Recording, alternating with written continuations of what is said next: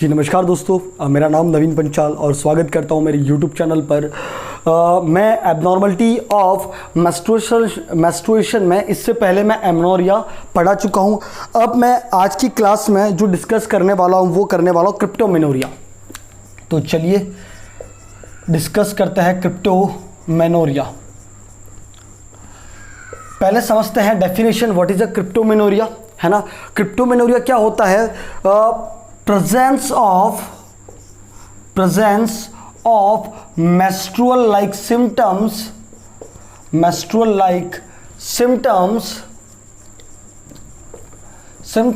but absent menstrual bleeding,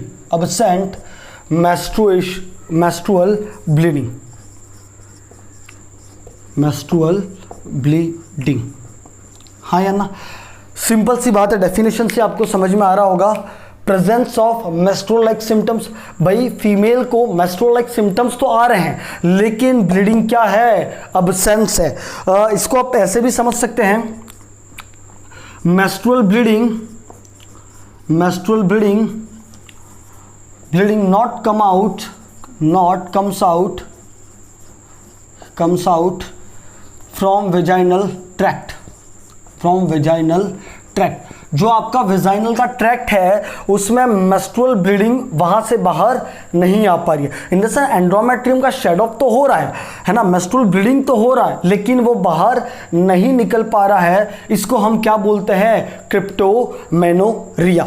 इसकी cause की बात करूं, जो एग्जाम में इसका बहुत बार पूछा जाता है कि क्रिप्टोमेनोरिया का मोस्ट कॉमन कॉज क्या है, तो इसका मोस्ट कॉमन कॉज है वो है आपका इम्परफोरेटेड हाइमन। इम्परफोरेटेड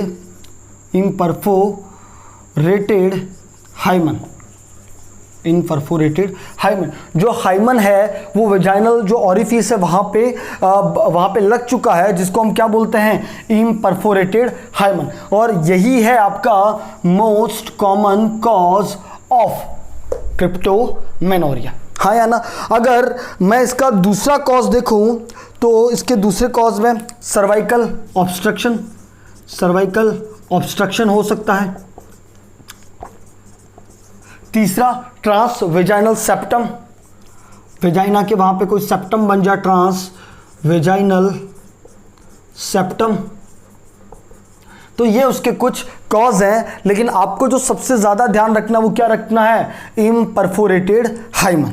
ठीक है, तो आफ्टर कॉज हम डिस्कस करते हैं क्लिनिकल फीचर्स। क्या क्या क्लिनिकल फीचर्स देखने को मिलेंगे? तो इसमें आपको जो क्लिनिकल फीचर्स देखने को मिलेगा फीमेल को, क्योंकि देखो मेस्ट्रुअल लाइक सिम्टम्स तो आ रहे हैं, तो मेस्ट्रुअल लाइक सिम्टम्स कौन कौन से होते हैं? फीमेल को लोअर एब्डोमिनल पेन, है ना, थोड़ा सा ब्रेस्ट डिस्कम्फर्ट होगा। इसके अलावा क्या क्या हो सकता है? इरिटेशन होगा, फीमेल थोड़ा सा इरिटेशन, जो मेनली आपको मेंस्ट्रुअल साइकिल्स आने में जो आते हैं। और इंक्रीज बॉडी टेम्परेचर, ये आपको कुछ छुट-पुट से क्लिनिकल फीचर्स मिलेंगे किसमें? क्रिप्टोमेनोरिया में। हाँ या ना। Now I am going to discuss the management, है ना। मैनेजमेंट इसका डिस्कस करते हैं। चलिए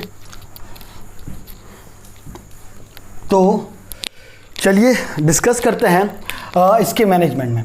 देखो वैसे कोई खास इसका मैनेजमेंट है नहीं, क्योंकि यूँ देखा जाए तो इसको पैथोलॉजिकल एमनोरिया में भी हम पढ़ते हैं। बहुत सारी बुक उसको पैथोलॉजी एमनोरिया, सेकेंडरी एमनोरिया में पढ़ाते हैं। ओके, मैनेजमेंट में अगर भाई कोई सर्वाइकल ऑब्स्ट्रक्शन है तो आप सर्वाइकल ऑब्स्ट्रक्शन के लिए क्या करेंगे? सिंपल सर्विक्स का डायलेशन ऑफ सर्विक्स करेंगे ताकि जो मेंस्ट्रुअल ब्लीडिंग है वो बाहर आ जाए, डायलेशन ऑफ सर्विक्स। और अगर कहीं वेजाइनल अजेनेसिस है ना, दिस इज इंपॉर्टेंट, ये क्वेश्चन पूछा गया है। अगर सपोज करो वेजाइनल अजेनेसिस है तो आप जो करते हैं सर्जरी, या जो सर्जरी परफॉर्म होती है, that is your reconstructive surgery. जो प्रोसीजर यूज होता है वो होता है पुल थ्रो प्रोसीजर। हाँ या ना। चलिए यहाँ पे दो टर्मिनोलॉजी में और डिस्कस करना चाह रहा हूँ जो एग्जाम में पूछी जाती है।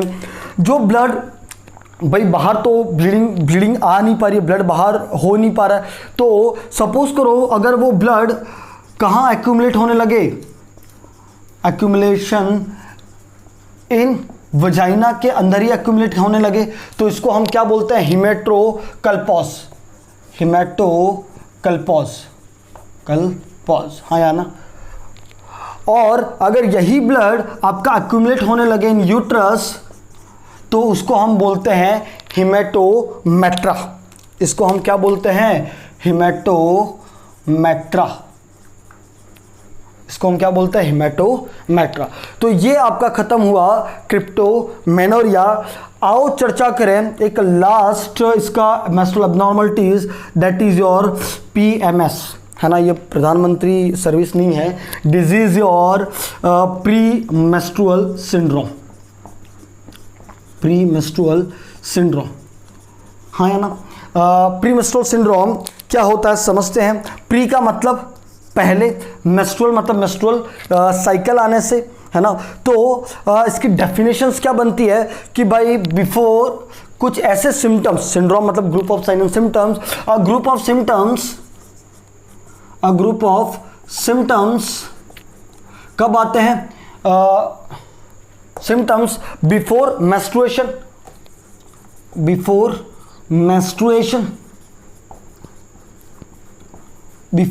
मेंस्ट्रुएशन, और टिपिकली देखें, टिपिकली कब आते हैं, टिपिकली बिटवीन ओवुलेशन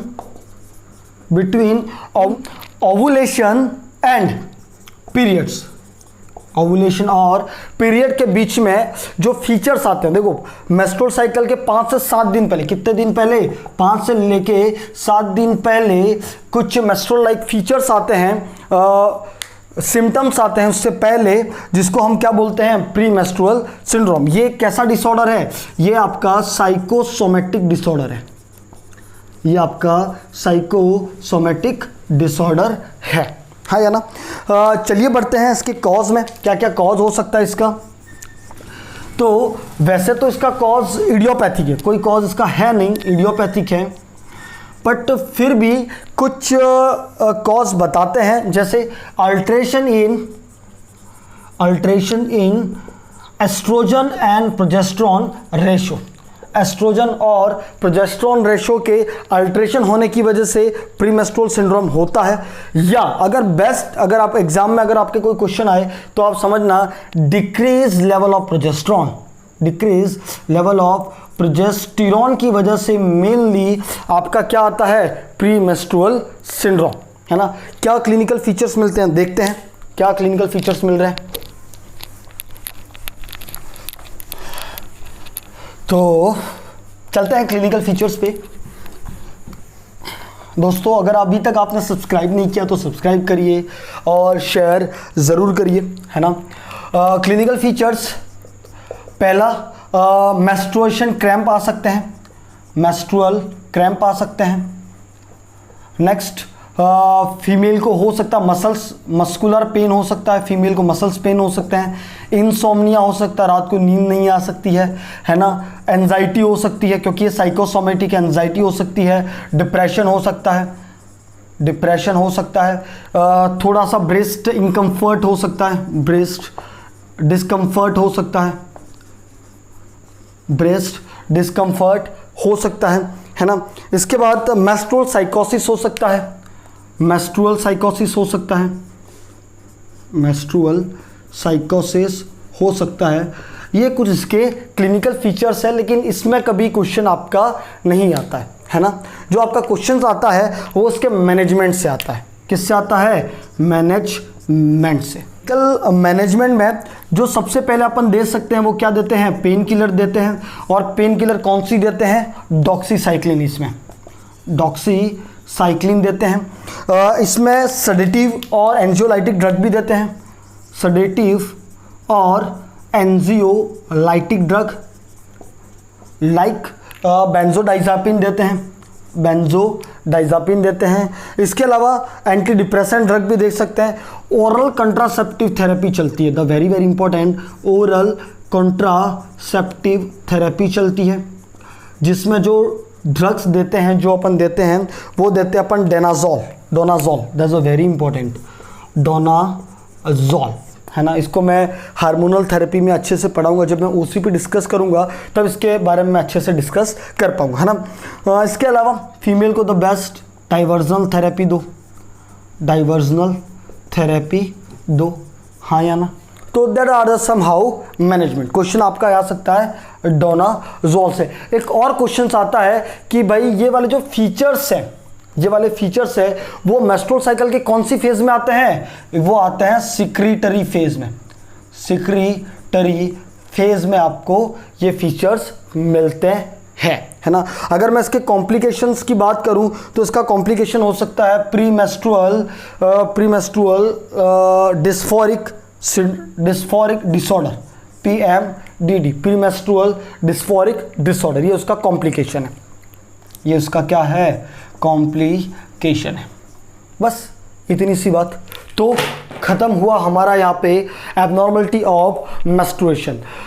दोस्तों अगर आप पढ़ाई कर रहे हैं तो जज्बे के साथ करिए, ये मत सोचिए कि 80-20 लगा है, होगा नहीं होगा, बस वो करते रहिए जो आपके हाथ में है, और आपके हाथ में है पढ़ाई करना, और पढ़ाई भी आप 100% देकर करिए, है ना। ऐसा नहीं है बिना मन के कर रहे हैं, क्या होगा क्या नहीं होगा, वो सब विधाता के हाथ में है, वो सब चीज़ें आपके हाथ में नहीं है। जो चीज़ें आपके हाथ में है वो है मेहनत करना, और आपके हाथ में है मेरा वीडियो देखना, है ना। तो वीडियो देखिए, सब्सक्राइब करिए और शेयर करिए। नवीन पंचाल है मेरा नाम। मिलते हैं नेक्स्ट वीडियो में।